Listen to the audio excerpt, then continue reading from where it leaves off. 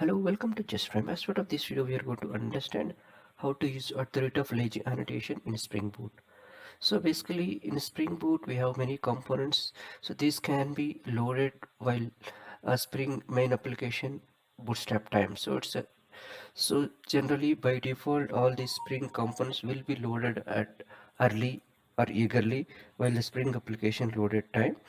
So if you don't want to load all the components at the same time while Spring application loading time, so we can use at the rate of lazy and we can mark so any components at the rate of lazy so that can be loaded whenever it is required, so that we can avoid loading all the components at the Spring application load time.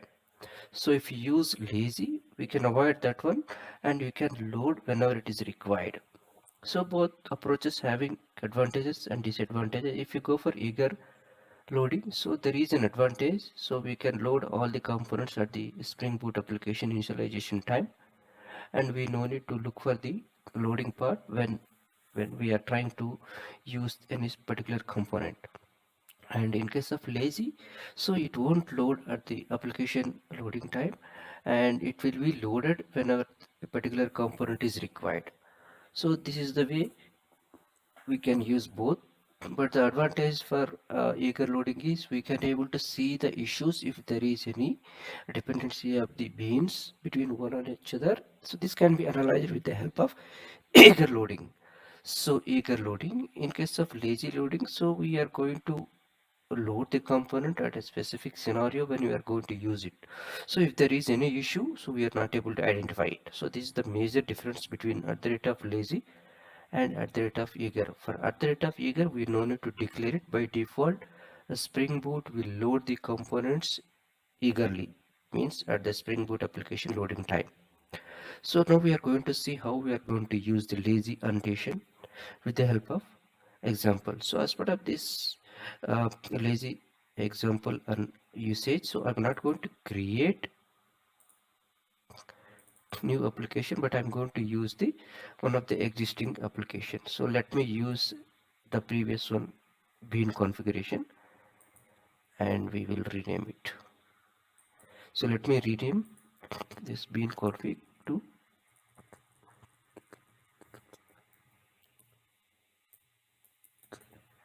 so this is the lazy demo. So we are going to use it, the existing project. I'm not going to create it, we have created many times. If you want to create, you can see the previous video so that you can able to understand how to create a Spring Boot application with the help of Spring initializer. So our project is ready. Now let me open this project into our Eclipse.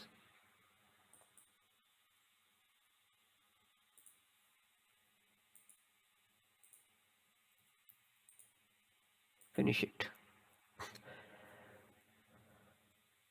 So this is the project. So as for the previous project, we have created a Spring Boot application and one of the controller. Let me close all.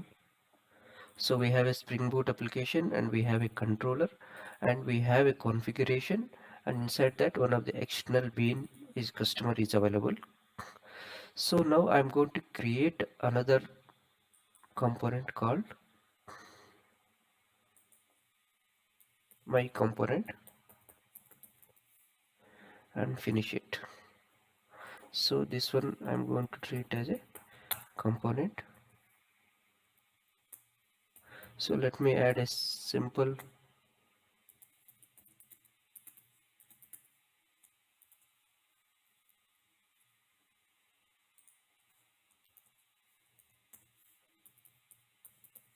so return just frame. So I'm just adding a simple method so to understand. So when we are going to how whenever we are trying to use by calling this method, so we are going to see the whether component is initializing or not. So to understand this one, whether this particular being or initializing or not, so I'm going to add a simple constructor. So let me add a simple sysout, so that will be helpful for us to understand when it is really loading it. So let me add.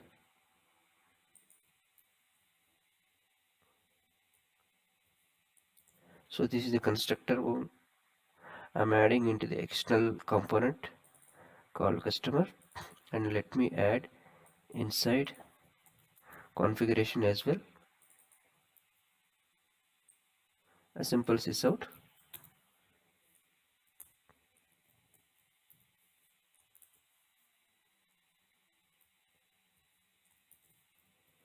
So this is the second constructor I have added inside the configuration, and inside my component let me add another simple sysout statement, so that this will be helpful for us to understand when the components are really loading. So this is fine. So we have an external component on sysout with the inside the constructor, and inside the configuration we have a uh, constructor inside component, and the last one let me add one sysout inside the controller, so that we have a controller, we have a sysouts everywhere inside our components. So that's it.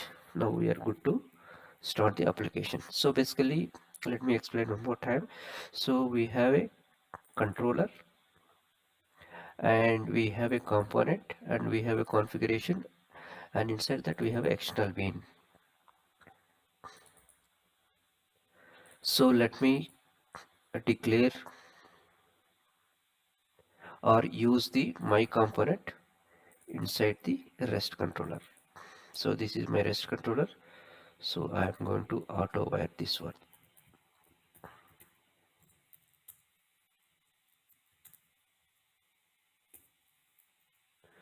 So I need to put here auto wire.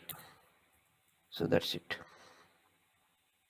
So I'm not going to use it, but let me run the application. We will see how many components or how many constructors will be initialized. So that way we will understand what is happening. So I'm going to start our application.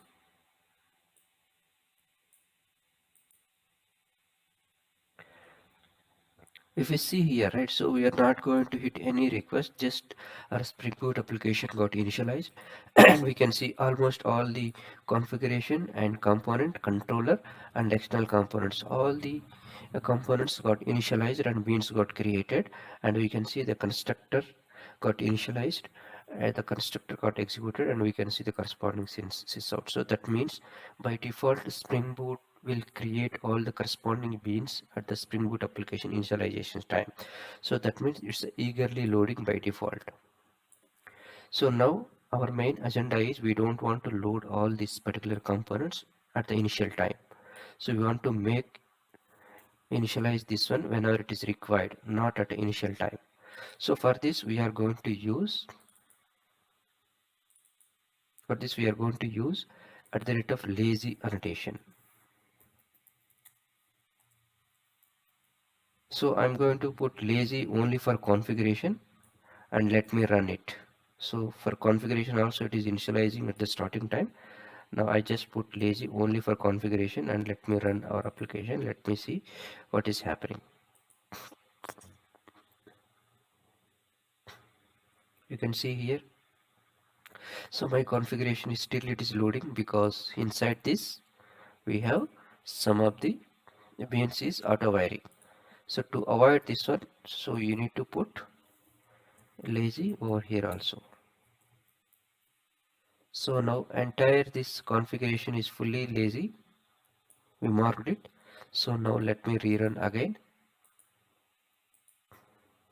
We can see now how configuration is, whether it's loading or not while Spring Boot application initialization time.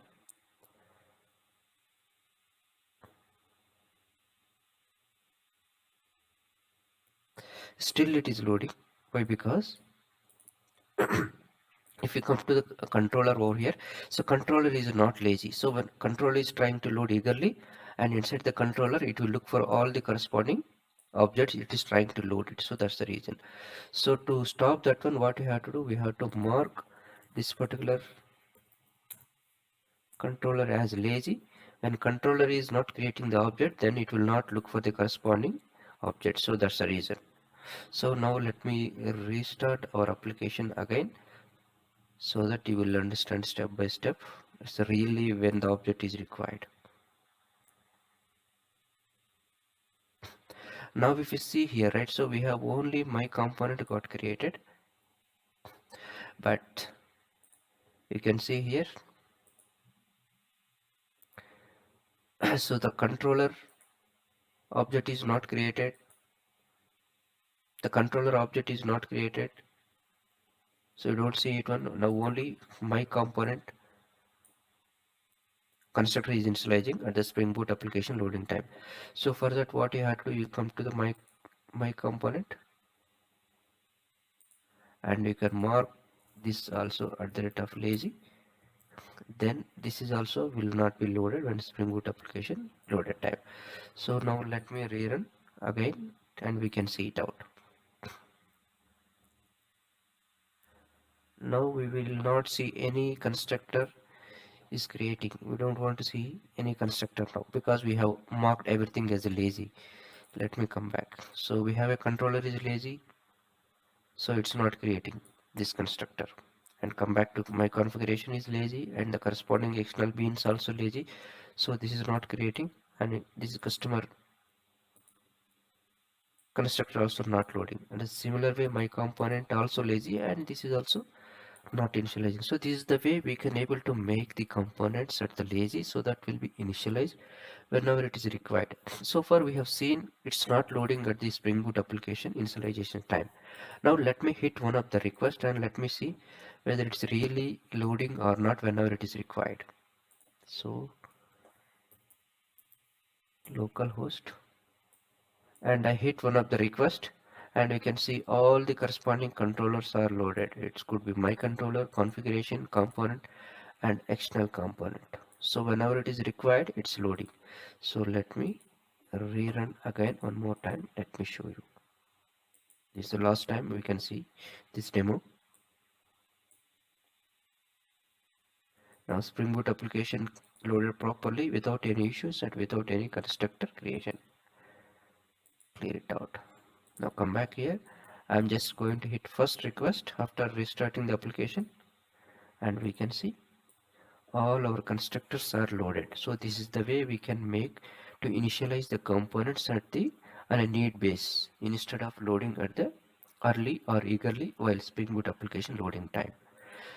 I think that's all about this video. If you like the video, you can subscribe the channel for more subsequent updates, and thanks for your watching. Thanks for your time.